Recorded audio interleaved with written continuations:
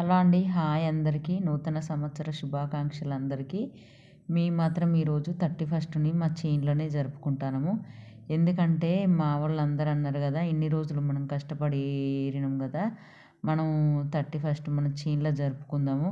మనం కష్టపడ్డందుకు ఆనందంగా ఒకరోజు 2 అట్లా కాసేపైనా అట్లా ఎంజాయ్‌గా ఉందామని మా వాళ్ళందరూ నిన్నటి కాంచి అన్నారు. సర్లే మన ఆనందాన్ని ఎందుకు కాదన్నారు అన్నట్టుగా నేను కూడా సరే అన్న అనుకొని ఈరోజు మేము 31 చేసుకుంటున్నాం. 31 అంటే మరి పెద్ద గ్రాండ్‌గా అది కాదు. ఏదో మాకు మేము మా స్తోమతకు తగ్గట్టు తెచ్చుకున్నాము. థమ్సప్‌ను, కారా అట్లా తెచ్చుకొని చేసుకుంటున్నాము. వ్యవసాయం పని చేసేవాళ్ళు, ఎండలు చేసేవాళ్ళైనా కూడా కొంచెం ఆ పనిలోనైనా సరే, మేము వ్యవసాయం పనిలోనైనా సరే ఆనందాన్ని వెతుక్కుంటాము.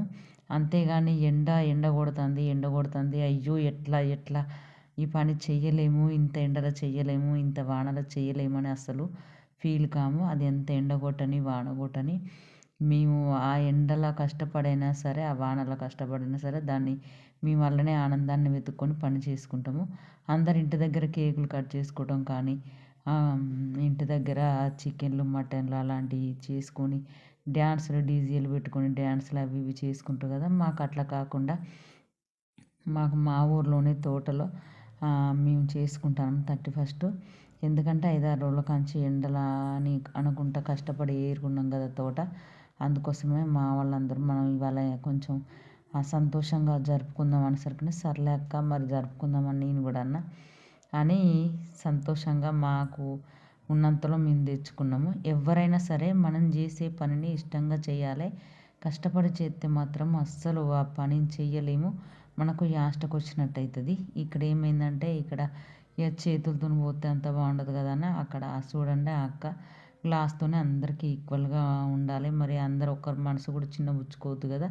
అందుకోసమని అందరికీ ఈక్వల్‌గా పోస్తుంది. మళ్ళీ చేత్తోనైతే ఎవరికి కొంచెం ఎక్కువ తక్కువ ఉంటే కొంచెం మంది మనసు బాధ అవుతుంది కదా. అందరిని ఈక్వల్‌గా చూసుకోవాలన్నట్టుగా తను అట్లా పోస్తుంది. మేము ఇంకా లాస్ట్‌కు ఆ థమ్సప్ తాగిన తర్వాతకి ఇవి తినుకుంటా ఉందాంలే అన్నట్టుగా పోసుకున్నాము. అప్పుడే మధ్యాహ్నమే తిందామంటే అక్క వాళ్ళు అన్నారు కదా, వద్దులేరా కాయలు ఏరేది బంద్ చేసి తింటే బాగుండదు, పోయేటప్పుడైతే పోసుకొని పోదాము, అప్పుడు తినుకుంటా బాటెమ్మట తినుకుంటా పోవచ్చు అన్నారు.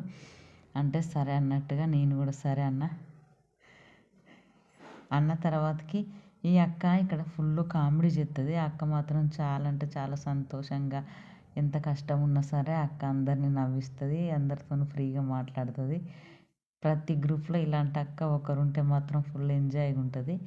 ఇక లాస్ట్కి ఏమైందంటే ఇక అక్క అందరికి ఇచ్చిన తర్వాతకి మళ్ళీ ఇక సర్లే ఇంకా రేపు ఇంక ఇద్దరు ముగ్గురికి ఉంది అయిపోలేదు తోట, రేపు వద్దామా చెల్లి దాన్ని ఇట్లా మరి అది వేద్దామా ఏం చేద్దామా అని అడిగింది.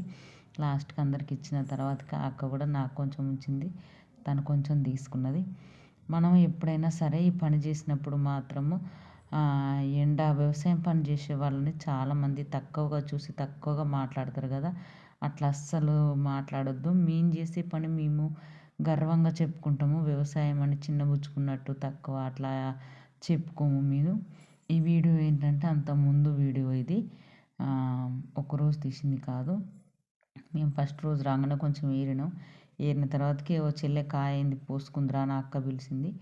పిలిచేసరికి ఇక సర్లే అన్నట్టుగా నేను కూడా వచ్చి ఆ కాయ వసూలు చేసుకున్నా. కాయ వసూలు చేసి మరి కాయ ఎందుకు వసూలు చేయాలంటే అది మిరపకాయ కదా, కొంచెం బరువు ఎక్కువ ఉంటుంది. మళ్ళీ చెట్లల్లో ఆ బరువు ఉన్న బస్తాలని అటు ఇటు జరపాలంటే మన వల్ల కాదు, మళ్ళీ మండలు ఇరుగుతూ ఉంటాయి.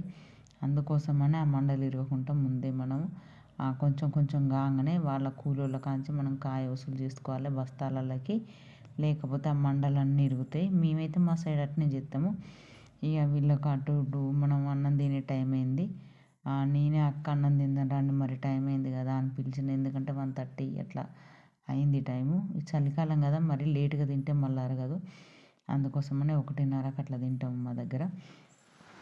ఇక్కడ చెట్టు కిందకి వచ్చి కూర్చున్నాక చేతులు కడుక్కొని అన్నం చేతులు ఎందుకంటే అక్కడంతా మిరపకాయలు తెంపి చేతులకు అంతా మందుతోని కొట్టినాయి కదా, కొంచెం నేను ఇక్కడ సబ్బు ముక్కేసిన. దాంతోపాటు అందరం కడుక్కొని ఇక్కడ కూర్చొని అందరం అన్నం తింటాము. ఒకరినొకరిని ఏం కూర అక్క ఏం కూర అని అడుగుకుంటా కూర్చొని అన్నం తింటాను. ఇక్కడ మాకు పల్లెటూర్లలో మాత్రం ఇట్లా చేను దగ్గరికి వచ్చినప్పుడు ఒకరు కూర ఒకరు వేసుకొని అట్లా తింటాము. అందరూ చాలా బాగా కలిసి ఉంటాము. ఊర్లలో ఎట్లా అంటే అక్క, చెల్లె, వదిన, తమ్ముడు, అన్నయ్య అని ఇట్లా వరుసలు పెట్టి మాట్లాడుకుంటాము. మీరు వేరు, మేము వేరు అన్నట్టుగా అసలు ఏమి ఉండదు మా దగ్గర. మా దగ్గర కాదు, ఎవరి దగ్గరనైనా సరే ఉండదు ఊర్లలో. ఎందుకంటే పొద్దున్న దాకా కష్టం చేసుకుంటూ అందరూ కలిసి ఉంటారు కదా! ఎవరి ఇళ్ళల్లో వాళ్ళు. సిటీలలోనైతే ఎవరి ఇళ్ళల్లో వాళ్ళు ఉంటారు. అంత సరదాగా సంబరంగా ఉండనే ఉండరు. మా పల్లెటూర్లలో మాత్రము ఊరు మొత్తము పక్క చేన్లలా ఉన్న వాళ్ళు గిన గానీ, బావి కాడ పోయిన కాడ అక్కడ ఇక్కడ ముచ్చట పెట్టుకుంటూ అందరూ ఒక్క ఇంటి వాళ్ళలాగానే ఉంటారు. మేము అన్నం తిన్నాము. అన్నం తిన్న తర్వాతకి మళ్ళా పోయి మునులు పట్టాలి కదా మరి. అన్నం తిన్న తర్వాతకి మళ్ళా పోయి మునులు పట్టినాము. ఇక్కడ ఏమైందంటే అక్కడ కొంజర్జాలు వచ్చినాయి మాకు. కొంజర్జాలు వచ్చేసరికనే ఆ అక్క చెల్లెకి ఇక్కడెక్కడ కొంజర్సాలు గిట్రా ఈ కొంజర్సాలు మళ్ళీ అటు ఎక్స్ట్రా పోతాయి. ఒకసారి ఇటుక సాలు ఉన్నాయి కదా, ఇట్రా నువ్వు ఈ సాలు ఇవి పట్టుకొని ఏరుదురా అంటే సర్లే అక్క అన్నట్టుగా నేను కూడా పోయి ఆ సాళ్ళు పట్టుకొని ఏరుకుంటా కూర్చున్నా. నాకు ఆ డబ్బా చేతులు ఏందనుకుంటారా, నేను కింద కూర్చోవడానికి నాకు అసలు రాదు. అందుకోసమని నేను అట్లా డబ్బేసుకొని కూర్చొని అందుకుంటా చెట్లు. నేను సాలు మొత్తం ఏరాలంటే అది కూడా నా వల్ల కాదు. అందుకోసమని అట్లా ఎక్కడనో కొంచెం సార్లు అట్లా ఇట్లా ఉంటే అందుకుంటాము. పాపం మీ అక్క చూడండి ఎంత పని చేస్తుందో. అక్కడ బస్తాల కాయన్ని వసూలు చేసినాము. మళ్ళీ ఇక సాయంత్రం అన్ని బస్తాలన్నీ కలెక్షన్ చేసి అక్కడ ఒక కాడ కుప్పలాగా పెట్టి పోవాలి కదా, లేకపోతే గాలికి అటు ఇటు కొట్టుకుపోతే. ఈ అక్క చూడండి ఖాళీ బస్తాలన్నీ ఏరినవి అన్నీ ఒక బస్తాలో పెడుతుంది. మా కాడ ఇట్లా ఈ అక్క వాళ్ళందరికీ వచ్చిన వాళ్ళందరికీ వ్యవసాయం ఉంది. అందరికీ పనులే ఉన్నాయి. కాకపోతే ఏందంటే ఇంక అందరికీ ఒకేసారి పనులు ఉండవు కదా, అందుకోసమని వాళ్ళకి పని లేనప్పుడు మాత్రమే మా పనులకు వచ్చిండ్రు. ఇప్పుడు ఇక్కడ ఈ పనులకు వచ్చిన మా చేనులోకి వచ్చిన వాళ్ళందరికీ పనులే ఉన్నాయి, చేనులే ఉన్నాయి. ఇక సాయంత్రం అయింది కదా, ఇక ఇంటి దారి పట్టిండ్రు. మా చిలక మాత్రం చాలా దూరం ఉంది. చాలా దూరం ఉండేసరికనే ఒక 2-3 కిలోమీటర్స్ ఉంటుంది. అందుకోసమనే వాళ్ళను అట్లా 4:15, 4:30కి అట్లా పంపిస్తాము. పొద్దుగాల మరీ 5 గంటలకు పంపిస్తే ఇంటికి పోయేసరికనే చీకటి అవుతుంది మళ్ళా. అందుకోసమని వాళ్ళకు 4:30 వరకల్లా 4 దాటిన తర్వాతనే పంపిస్తాము. లేకపోతే మళ్ళీ రేపు వాళ్ళకు మళ్ళీ రావడానికి రారు, మళ్ళీ ఇబ్బంది పడతారు. అందుకోసమనే